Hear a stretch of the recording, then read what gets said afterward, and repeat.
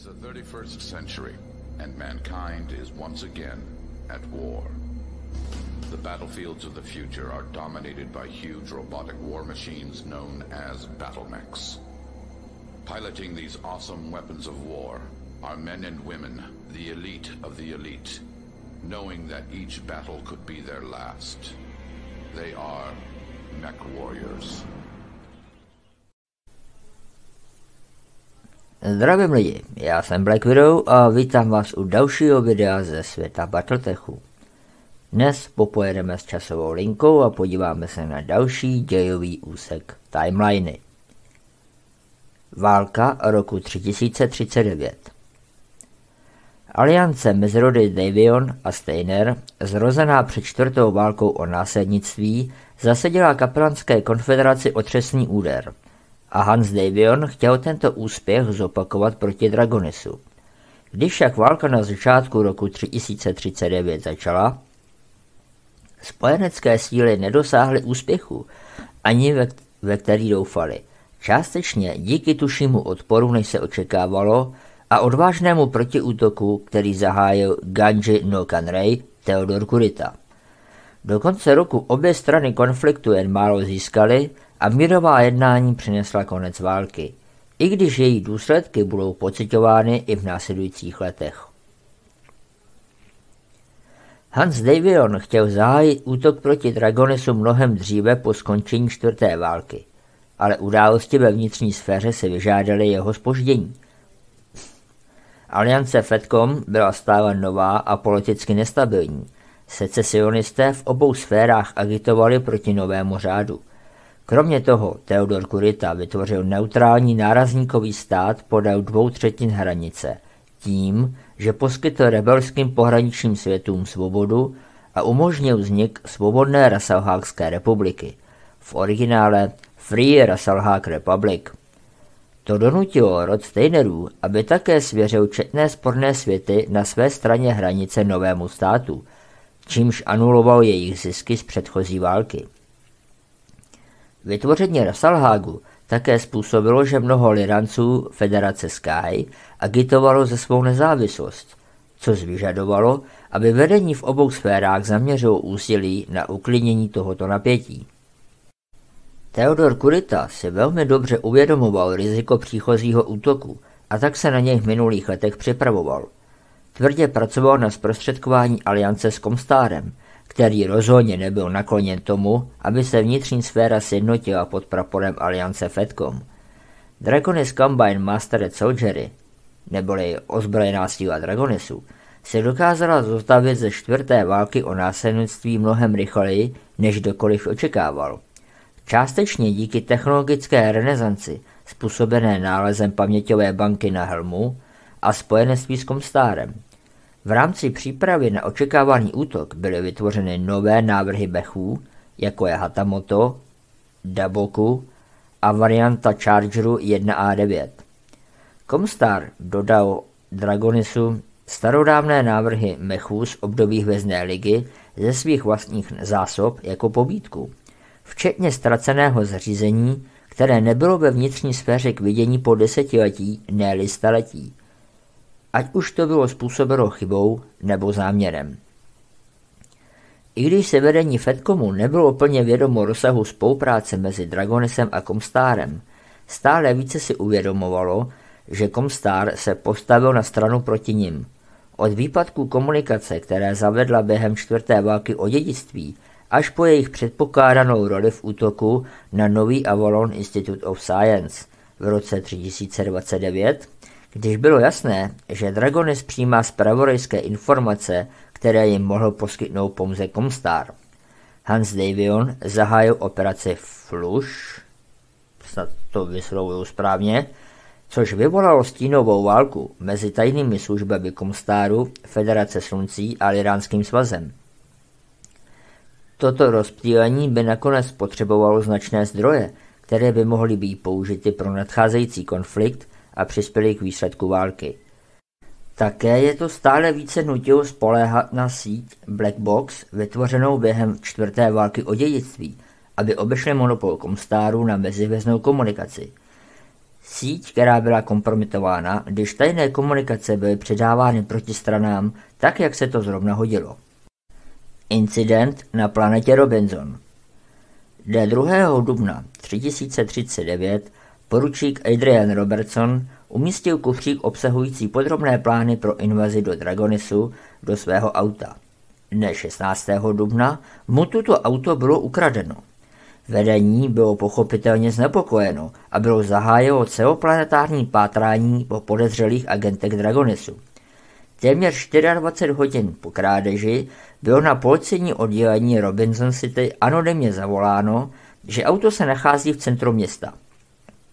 Kufřík byl násilně otevřen, ale veškerý obsah uvnitř byl kompletní a zloděj přitojil poznámku, ve které bylo pouze uvedeno, cituji, možná jsem zloděj, ale jsem také vlastenec. Vracím vám to spolu s ujištěním, že jsem nekopíroval nebo nepřidal informace, které kufřík obsahuje. Konec citace.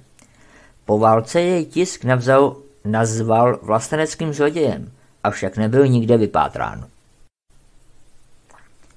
Zahájení útoku. V březnu 3039 byly všechny jednotky Fedcomu na výchozích pozicích pro nadcházející invaze.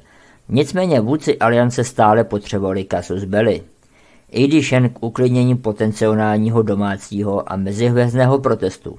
Záminkou byly násilné akce podniknuté Dragonisem k potlačení protestů na bývalých davionských světech. Že tyto protesty byly vyvolány a podporovány aliancí Fedcom, byl jen malý detail. Dne 15. dubna učinil princ Hans Davion veřejné prohlášení proti tomuto barbarskému zacházení se světy, na které si stále činil nárok, a že musí být podniknuty kroky k vypořádání se s tyranií Kuritánců. I když jednotky již byly na cestě nebo dokonce zahájily útok. Následující den válka oficiálně začala, i když jednotky Steiner a Davion provedly skok na území Dragonisu. Ačkoliv v této invazi nedošlo k žádnému strategickému překvapení, jako během čtvrté války o násadnictví, bylo dosaženo určité míry taktického překvapení, díky tomu, že aliance používala obchodně vojenské velitelské okruhy k tajnému shromažďování jednotek na jejich výchozích pozicích. Navíc naprostý rozsah útoku také zaskočil Kuritánce nepřipravené, protože v úvodní války bylo napadeno 8 světů, většinou v Dejronském vojenském okruhu. Síly napadených světů se často rozplynuly v tvář tak vážnému útoku. Svou roli hrála i rivalita mezi veliteli Dragonisu, která vedla k nekoordinovanému a neúčinnému odporu. Situace se zhoršila koncem dubna, když bylo napadeno dalších 16 světů, opět většina z Dejronského distriktu. Následovalo začátkem května, kdy byly zasaženy světy z okruhu Galedon a Benjamin. Do konce měsíce bylo více než 30 světů Dragonisu buď pod kontrolou aliance Steiner-Davion, nebo v procesu jejich dobytí. Velitelské struktury Dragonisu nebyly také v pořádku, a to nejen kvůli naprostému šoku z útoku a masy prchajících civilistů, kteří ucpali lodní trasy. Spolupráce byla špatná a protichůdné příkazy vydávali vyšší důstojníci, kteří podporovali buď tradicionalistické názory koordinátora, nebo reformistické názory jeho syna. Během několika příštích týdnů se Canray Theodor Kurita snažil ze všech sil otupit invazi a znovu získat iniciativu, přičemž čelil vnitřní opozici, zejména v okresech Galedon a Benjamin. Mezitím aliance pokračovala ve využívání tohoto zmatku tím, že volně operovala podél hranice a byly provedeny přípravy k zahájení druhé vlny v červenci. Operace Winter Schnee. Operaci Zimní sníh velela generálka Nondi Steiner a získal za úkol izolovat Dejronský distrikt od zbytku Dragonisu. Dosáhla by toho útokem na 6 světů v první vlně, včetně klíčových hlavních měst prefektur Kessel a Vega, a nakonec by se útok během druhé vlny spojil s Dejronským trustem, aby ukončil izolaci. Přestože to byl jediný úder vypuštěný zcela z území Commonwealthu, rychle se stal známým jako Commonwealth Trust. Bylo plánováno, že dokončení dobytí těchto světů bude trvat 3 měsíce.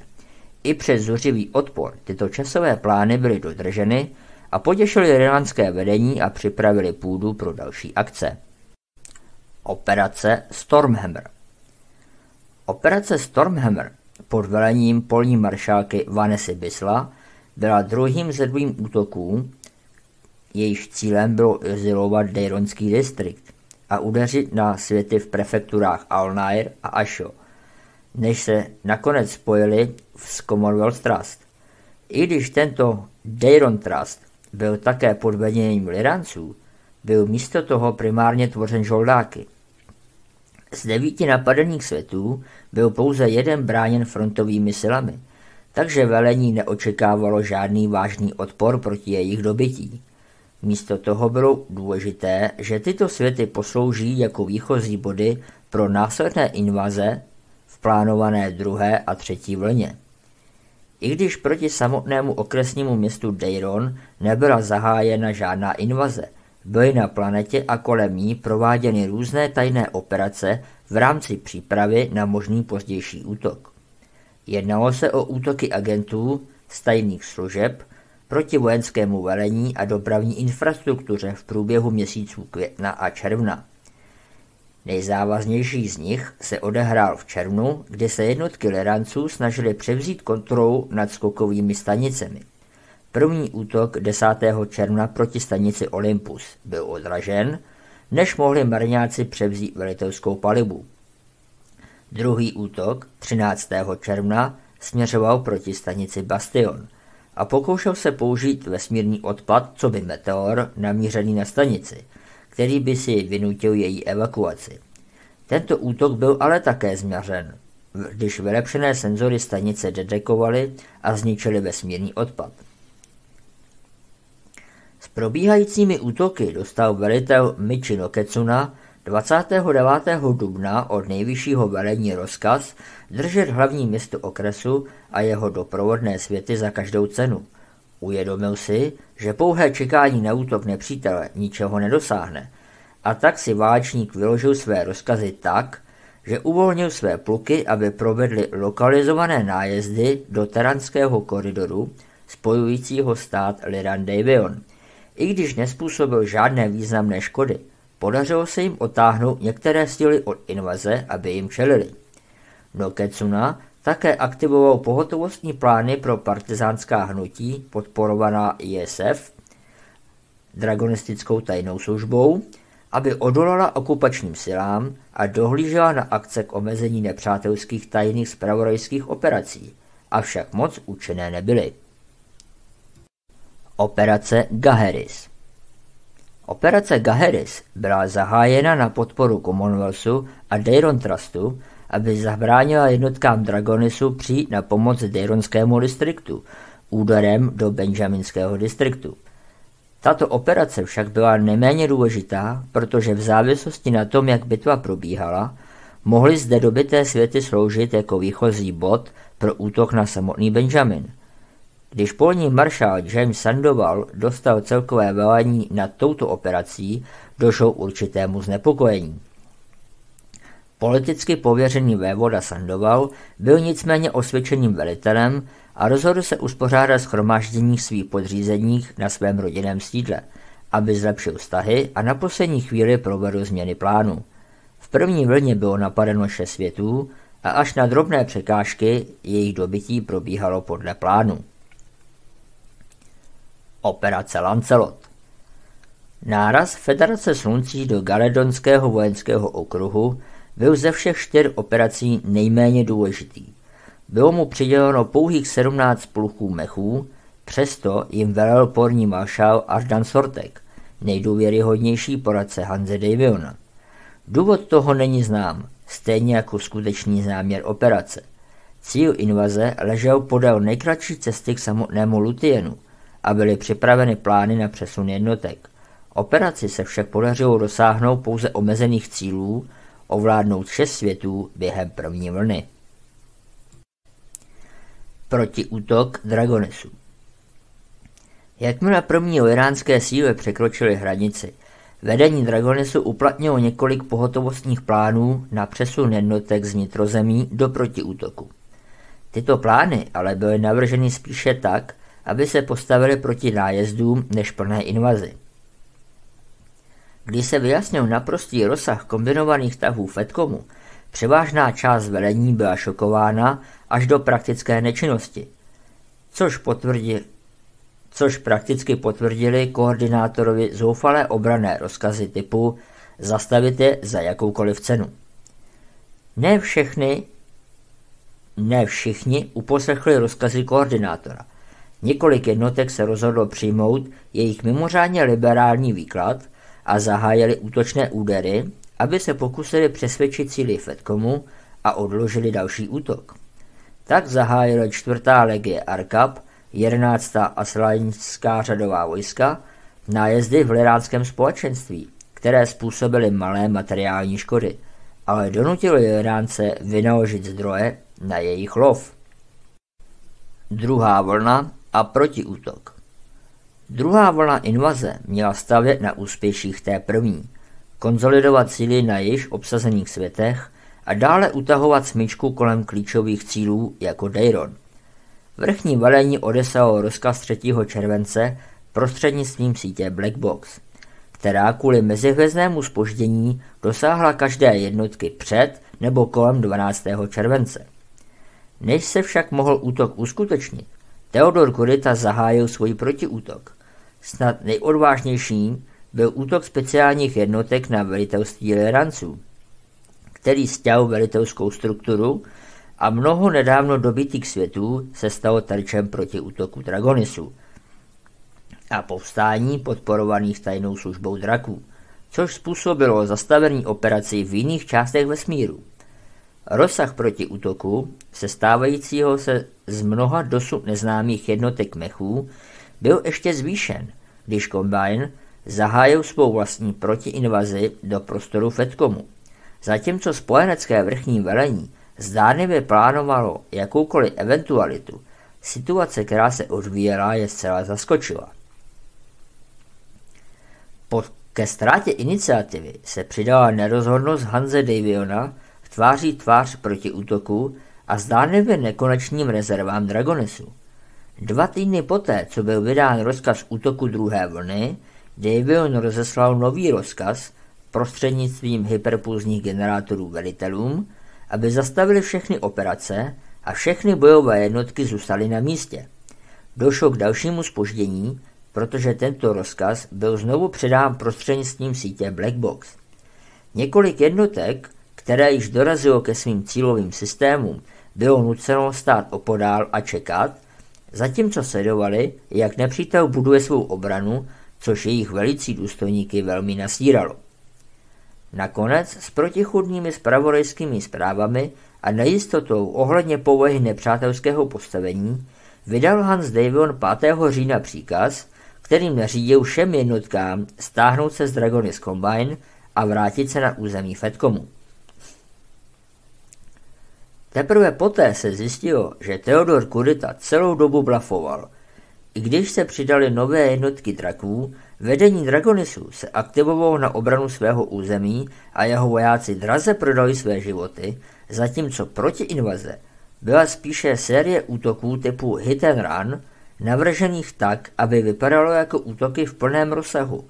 Bylo však již příliš pozdě na obrácení kurzu a šance na zničení Dragonis Combine byla ztracena, i když bude trvat několik dalších měsíců, než se situace vyřeší. Operace Winterschnee pokračování. Dne 12. července byla generálka Nondi Steiner a zbytek jejího velitelského štábu operace ve vládním centru na Veze s úmyslem oznámit druhou vlnu svého útoku. Než to však mohlo začít, úderná síla dragonistických komandos provedla odvážný výsledek na vrcholu komplexu, zatímco se jeden tým probojovával dovnitř a druhý se slanil po vnější straně budovy a vstoupil do zasedací místnosti, kde se shromáždili vyšší důstojníci. Generálka Nondi byla vážně zraněna, než byli útočníci definitivně zneškodněni, což ji účinně vyřadilo z boje. Ve stejnou dobu agenti Dragonisu vyřadili místní komunikační síť a pravidelné armádní jednotky napadly Vegu a další planety zajaté Liranci. S účinným přerušením jednotného velení byl každý svět nucen čelit těmto protiútokům sám, což dodalo drakům iniciativu. Operace Stormhammer pokračování. První vlně se podařilo izolovat hlavní město distriktu Dayron. Komunikace se zbytkem oblasti byla stále možná díky Comstaru, ale s blokádou sil Fedcomu se zásoby planety pomalu, ale nevyhnutelně vyčerpaly. Přesto dostal rozkaz držet své světy za každou cenu. Velitel Noketsuna vsadil na účast protiútoku, který zahájil Theodor Kurita. Noketsunovy protiútoky byly zahájeny právě ve chvíli, kdy se spojenecké síly připravovaly na útok druhé vlny a dosáhly požadovaného efektu – zrušení druhé vlny. Druhá Davionská garda již v červenci zahájila a dobrala planetu Altair, když obdržela rozkaz k odvolání a byla nucena se vrátit na Addix. Nakonec Noketsunův trik zafungoval a zatímco jeho jednotky uvízly v měsících bojů, jejich oběť koupila cenný dýchací prostor pro zbytek distriktu. Operace Orochi. Theodor Kurita věděl, že pokud se Dragonis jednoduše pokusí udržet spojence na úzdě, jak původně nařídil jeho otec, jejich zálohy by jej nakonec přemohly. Operace Orochi byla proto odvážná, i když potenciálně katastrofální. Lest, navržená přesvědčení vůdců Fedcomu, že síla Dragonisu je taková, že dokáže jak bránit své hranice, tak napadnout jejich území. Ekvivalent 10 praporů mechů, podporovaných několika žoldáckými jednotkami, by pronikl hluboko do nepřátelského území a provedl nájezdy na 10 světů Fedcomu s cílem přesvědčit obránce, že jsou ve skutečnosti pluky na cestě k invazi do systému Robinson. Snad nejodvážnější ze všeho bylo, že útok vedl sám Theodor, operující s druhým praporem Ryuken-go. Pokud by operace selhala a spojenci by prohlédli tuto lest, potenciálně by to znamenalo zkázu Dragonis Combine, ale nakonec operace uspěla nad rámec očekávání. Následky. Převážná část bojových operací utichla v prosinci roku 3039 s několika výjimkami. Na Galtoru 3 boje pokračovaly až do roku 3042. Jednotky Fedcom se z velké části stáhly zpět na svá území, ačkoliv mnozí ze spojeneckých velitelů stále lobovali za obnovení zdrojů a tvrdili, že Dragonis dosáhl svého vojenského limitu.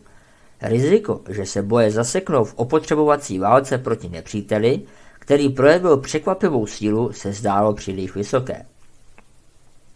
Dne 19. ledna 3040 byly podepsány Exeterské dohody, které oficiálně pozastavily veškeré nepřátelské akce mezi Federovaným společenstvím a Dragonis Combine.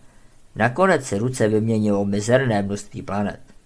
Neschopnost Lyránců a Davionů řádně koordinovat svou ofenzívu vedlo k rozhodnutí integrovat vojenské síly obou národů dlouho předtím, než se oficiálně stali jedním národem. Ozbrojené síly Federovaného společenství oficiálně vstoupily do své existence v roce 3041. S dalšími roky strávenými sjednocováním dvou armád do jednoho celku. Podobně se sjednotily zpravodajské agentury obou národů, aby lépe koordinovaly své tajné operace. Vítězství jednotek Dragonisu pomohlo obnovit hrdost a čest ztracené během 4. války o dědictví a zlepšit veřejný obraz rodu Kurita ve vnitřní sféře. Odvážné vítězství také pomohlo urovnat vztah mezi Theodorem a jeho otcem koordinátorem, což jim umožnilo prezentovat veřejný obraz jednotné rodiny Kurita. Rod Kurita také získal symbolické vítězství dobytím Quentinu, kde Independence Weaponry produkovala Davionem oblíbený typ mecha, Victor. Po ztrátě tohoto továrního světa musel Davion dovážet své Victory ze Sun Ives Compact, kde Hildco Interplanetary nedávno přestavěli výrobní linku. Vítězství Combineu však nebylo bez nákladů, mělo to zničující dopad na ekonomiku říše, jejíž zotavení bude trvat následující roky. Válka roku 1039 byla pozoruhodná také tím, že byla prvním konfliktem za desítky let, ne-li za celá staletí, kde byly ve významném měřítku použity staré technologie z éry Hvězdné ligy, poskytované společností Comstar a také nebo znovu objevované technologie díky paměťovému jádru z helmu. Začaly obě strany proces vzkříšení mnoha zbraní a zařízení, které zanikly. A zatímco některé byly ještě ve stádiu prototypu, jiné dosáhly plné funkčnosti, i když jejich nedostatek je stále omezoval pouze na určité elitní jednotky. Obě strany tak měly přístup k primitivním verzím dvojitých chladičů, ER Large Lasers, Medium pulzní lasery, ferrofibrous pancéřování a endosteel vnitřní struktuře. Stejně jako kompletním CASE, TAG, NARS Missile Beacon a Guardian EMC. Federace také postavila prototypy verzí UAC-5 a LB-10X autokaronu a Gaussových zbraní, stejně jako Triple Strange Myomeru. Zatímco Combine měl přístup k Beagle Active Probes. Následovalo několik let nestabilního míru až do roku 3049, kdy se několik periferních planet odmlčelo. A o tom si povíme někdy příště. Vážení přátelé, já vám děkuji za sledování tohoto videa a někdy u dalšího pokračování Battletech Loreu. Ahoj.